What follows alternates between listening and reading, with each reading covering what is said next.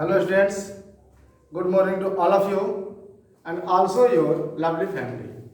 Dear students, once time again I am Akashi in front all of you for teach the next part of English literature. It means ki Rainbow part 2. Okay? So first of all I shall give a lot of thanks to all of you for watch my videos and comment about my videos. Dear students, first of all, I would like to tell you that not stop your continuity and every day do your duty.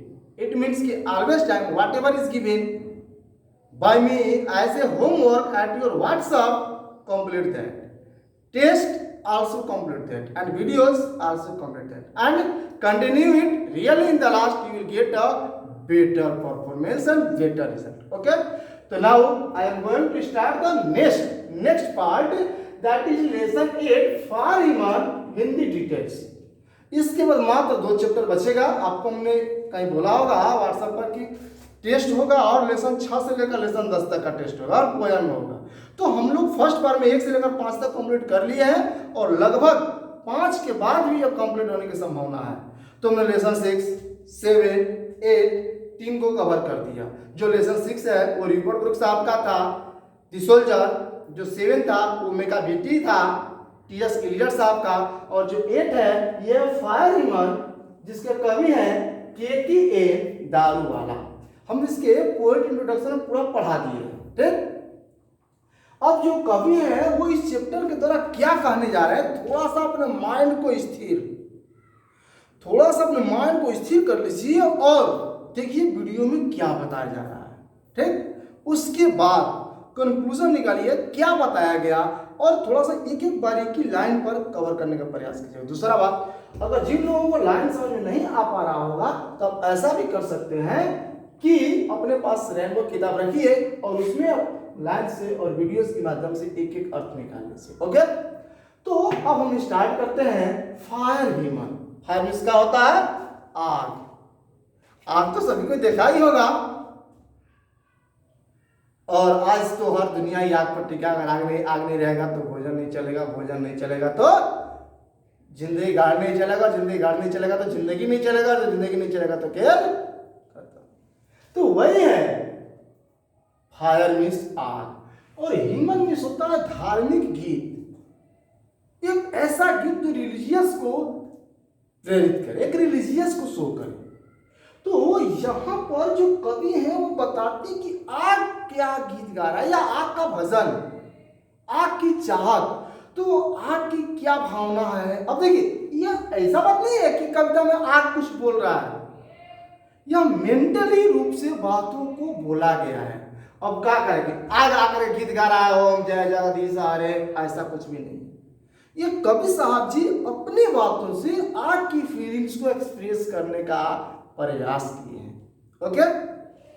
तो कभी क्या करें, ध्यान दीजिएगा थोड़ा सा. इसमें हर तरह से बातों को मतलब कि इन्वॉल्व किया गया है. आग तो एक मुहारा है लेकिन बहुत कुछ बातों को इसमें शामिल किया गया है. तो कह रहे हैं कि द बर्निंग घाट, थोड़ा सा देखिएगा. बर्निंग घाट में क्या होता है? बर्निंग घाट में होता है वो स्थल जहां कुछ विशेष कार्य किया जाता है, स्थान.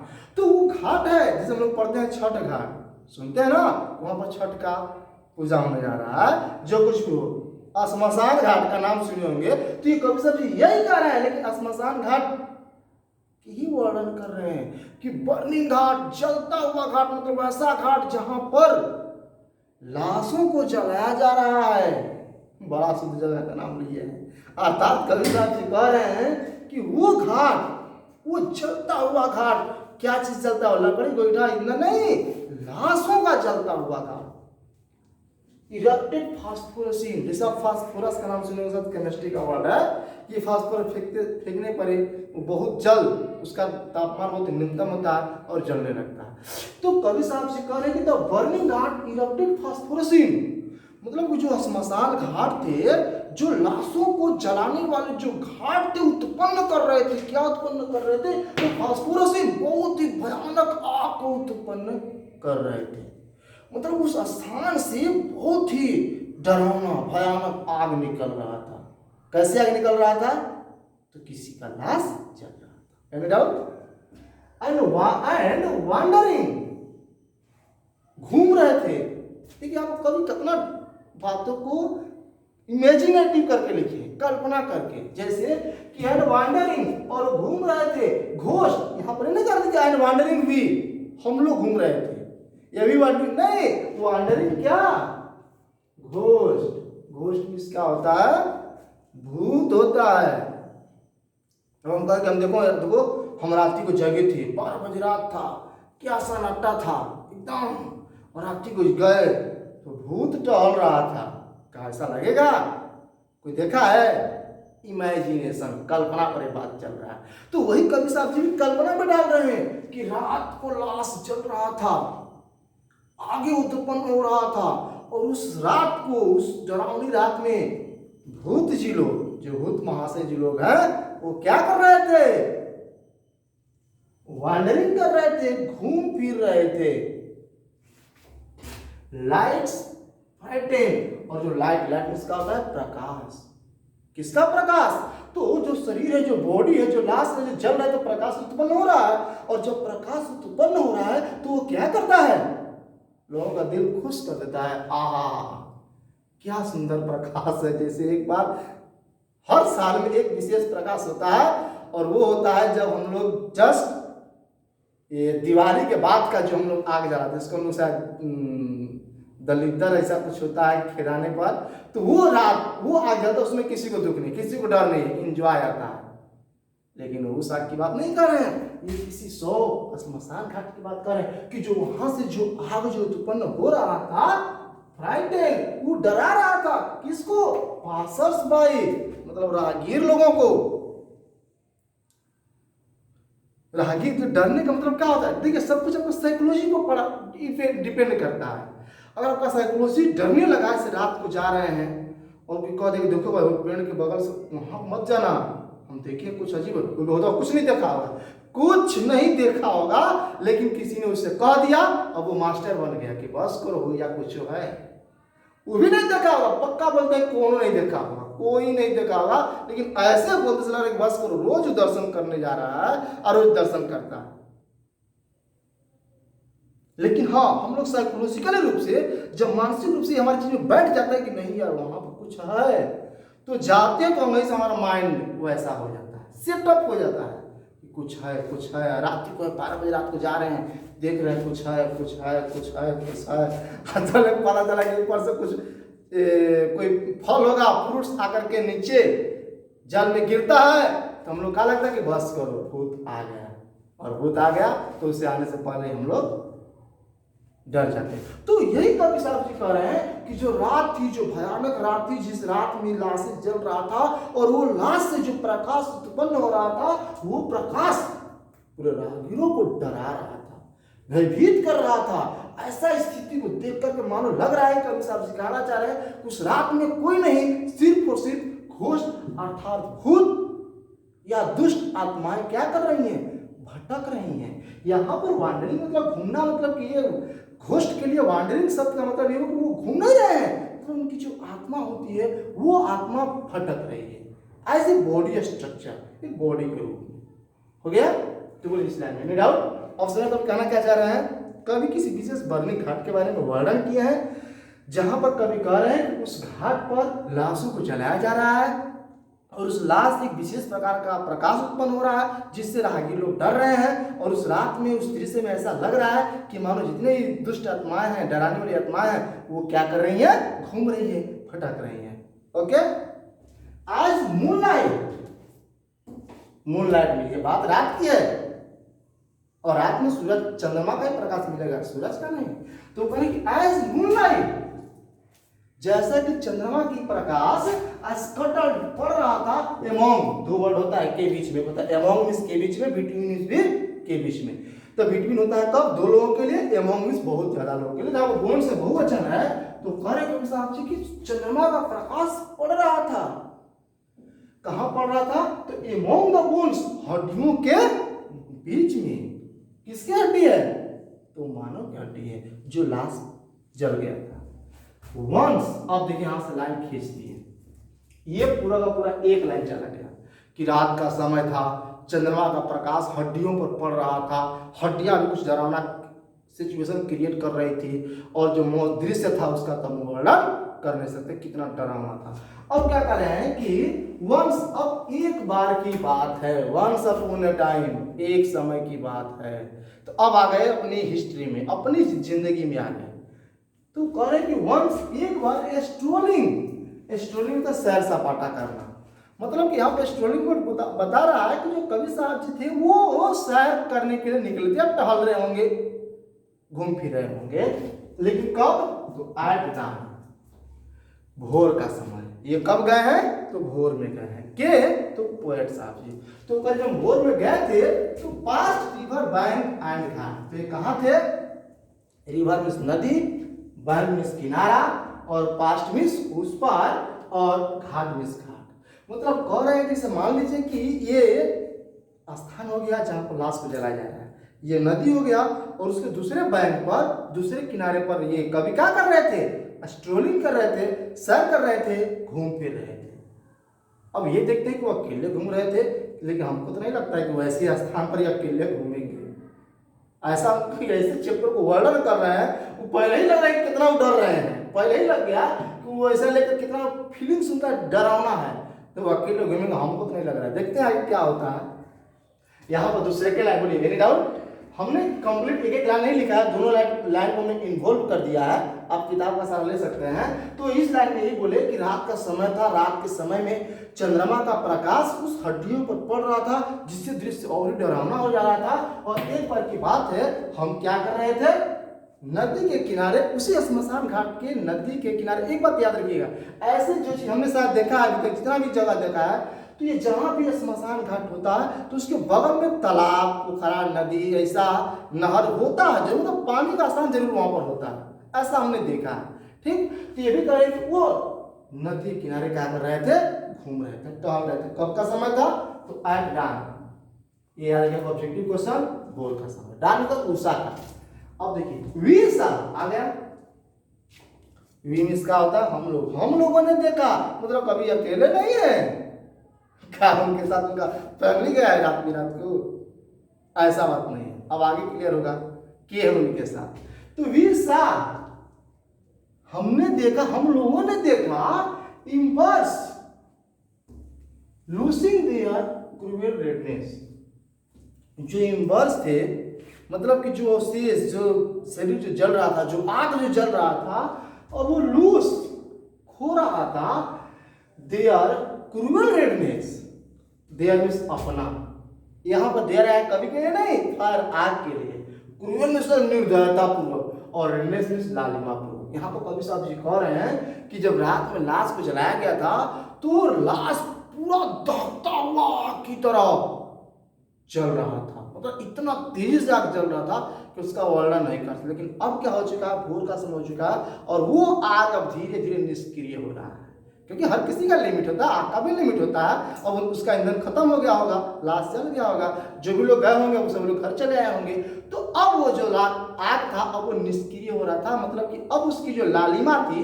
जो दहकने की जो क्षमता थी, अब वो बहुत ही कम हो रहा था।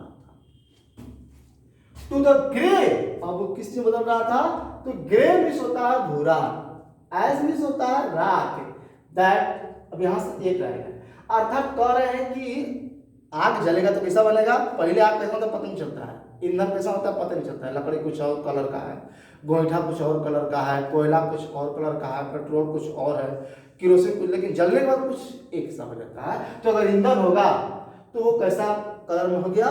भूरा कलर में हो गया, ऐसे स्टार। अब वो मतलब जो लाश था, अब लाश तो जल गया है, और जो ईंधन थे अब वो जलकर भूरे राख बन चुके हैं। क्या बन चुके हैं? राख। That swallows, अब यहाँ पर कभी सब्जी करेंगे, that swallow, that है फायर के लिए, और swallow से निगल जाना, यहाँ फायर को सिंगुलर लिए इसलिए swallow शब्द का वर्ड यूज किए। तो that swallow, वह निगल गया था। क्या निगल गया था? तो आग, आल मतलब आग में पूरे बॉडी की बात कर रहे हैं कि जो आग था वो पूरे बॉडी को निगल गया था। निगला खा रहा है, उसका भोजन बना रहा है, नाश्ता पानी कर रहा है, ऐसा कुछ भी नहीं है, वो बॉडी को जला रहा है। तो कवि साहब जी कह रहे हैं कि जो आग था पूरे बॉडी को जला दिया था, हाफ कुकड लिम्स, लेकिन जो कुछ लिम्स अंगुलियां, तो कुछ जो अंगुलियां थी वो आधे ही जले रह गई थी। यू सी का मतलब देखो, तुम देखो। यहाँ पर कवि साहब किसी के साथ जो है, नहीं थोड़ा सा गलती हो गया है, bore witness to the fires debauching, यहाँ पर लाइन मार्मिक जो कविता को फोकस कर रहा है। यहाँ पर करें कि बोर जो था विटनेस गवाही के रूप में, द फायर्स आग का, डिबॉचिंग द अनैतिक व्यवहार। मतलब यहाँ पर कवि साहब ये कहना चाह रहे हैं, यहाँ पर जो आग ने किया ये उचित व्यवहार नहीं किया, इसको पूरा बॉडी जला देना चाहिए था, लेकिन सब बॉडी जला दिया और 5 अंगुली कहाँ नहीं रखा गया, 4 अंगुली जला हुआ नहीं था। कोई भी रात को डर सकता है। तो कवि साहब जी कह रहे कि यहाँ पर जिस जो आग ने कर्म किया है वो उचित व्यवहार नहीं किया है। तो बोलिए यहाँ तक कोई दिक्कत, एनी प्रॉब्लम? सिंपल कविता समझ में आ रहा होगा। तो थोड़ा सा फ्रेश कर देते हैं। जो कवि साहब जी हैं वो कह रहे बहुत ही डरावना एक श्मशान घाट था जहाँ पर लाशें जल रही थी, और वो लाशें और वहाँ पर जो प्रकाश निकल रहा था उस प्रकाश से राहगीर लोग, आते जाते लोग डर रहे थे, और इसके साथ साथ ऐसा लग रहा था कि मानो भूत वहाँ क्या कर रहे हैं, घूम रहे हैं। और जो रात का जो प्रकाश है, चंद्रमा का प्रकाश जब हड्डियों पर पड़ता है तो वो दृश्य और भी डरावना हो जाता है। अब उसको लाइन खींच करके अपने बारे में बोले हैं कि एक बार हम लोग भोर के समय, सूर्योदय से पहले के समय, हम लोग नदी किनारे, उसी श्मशान घाट के नदी किनारे हम लोग टहल रहे थे। तो टहलते से हमने ये देखा कि जो आग था किसी के शरीर को पूरा बॉडी जला दिया था, लेकिन जो अंगुलियां रह गई थी वो अंगुलियां जला हुआ नहीं था। तो वो जले हुए अंगुली नहीं थे, उसको देख करके माय फादर से, मेरे पिताजी बोले, मतलब इनके साथ दूसरा शख्स कौन है, तो इनके अपने पूछिए पिताजी हैं। तो पिताजी बोले, क्या बोले, यू सी, इसमें बोलते हैं यू बनाओ, तुम अब जाओ। तो यू सी देखो, यू सी देखो, क्या देखो, तो those half one fingers and one staff one thirty, तुम देखो उन अंगुलियों को जो आधे जले हुए हैं, और उन हड्डियों को भी देखने का प्रयास करो। मतलब यहाँ पर कवि के पिताजी कवि से बोले कि देखो बेटा, आग ने कितना अनुचित व्यवहार किया, आग ने कितना जलील कार्य किया कि इस व्यक्ति के पूरा बॉडी को जला दिया और 5 उंगलियां रह गई। ये बातों को तुम ध्यान से देखो और हड्डियों को देखो। That fire, no, the fire at times, इस समय forgets its dead। अब डेट यहाँ पर DIED डेट में मृत्यु होता है, लेकिन कि जो आग है इस समय अपने एक्टिविटी को पूरी तरह से भूल गया। मतलब कभी ये कहना चाहिए जो आग ने जो कर्म किया हम उस कार्य से खुश नहीं है।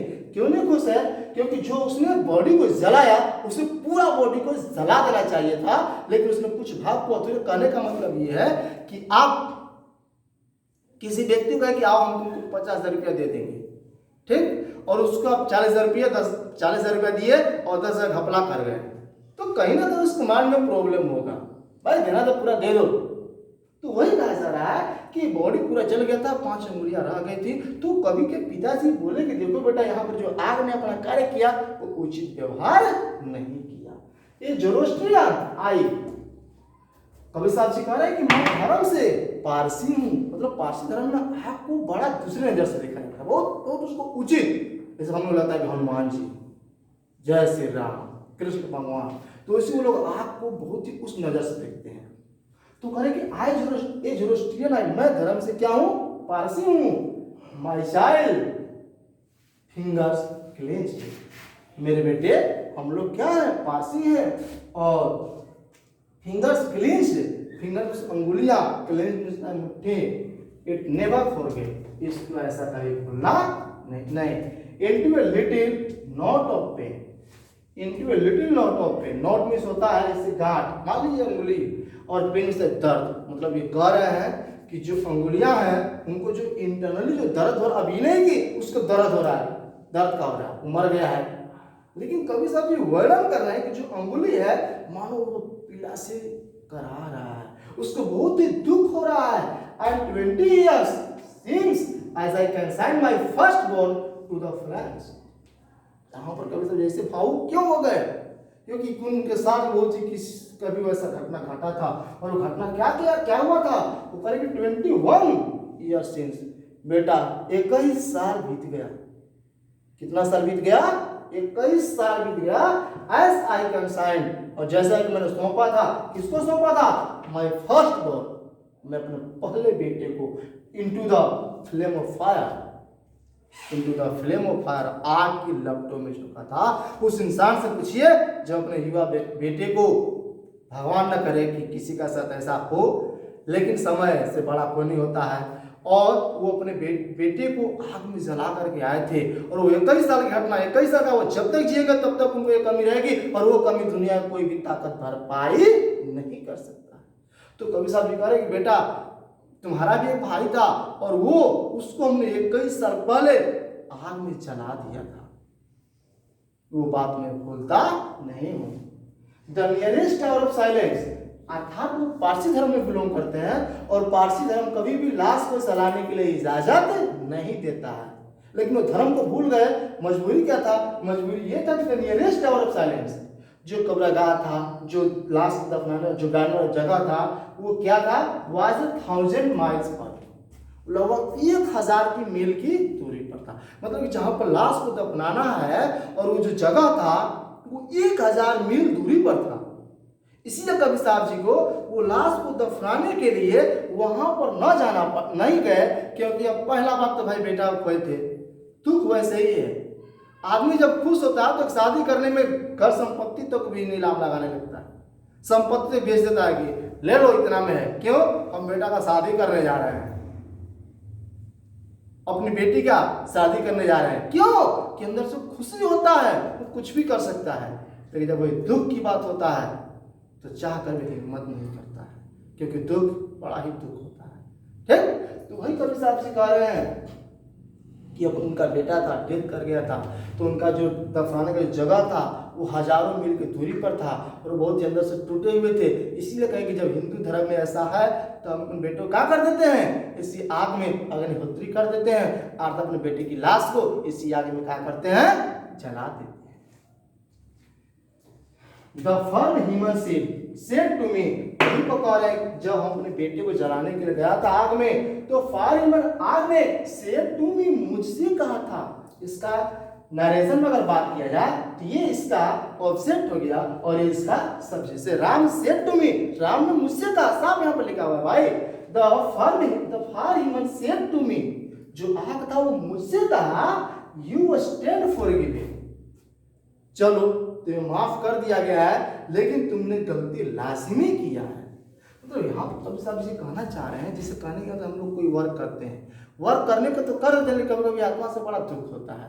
जैसे मान लीजिए होता है कभी गुस्सा में आकर मम्मी को कोई बोल दिया, कोई पापा को डांट दिया, तो ऐसा भाई गुस्सा है वो किसी बस में नहीं चलता है, लोग डांट देते हैं, बोल देते हैं, लेकिन जब एकांत में होते तो वो चीज़ हावी हो जाता है कि यार हमें ऐसा नहीं करना चाहिए था, गलती हो गया, मतलब अफसोस होने लगता है।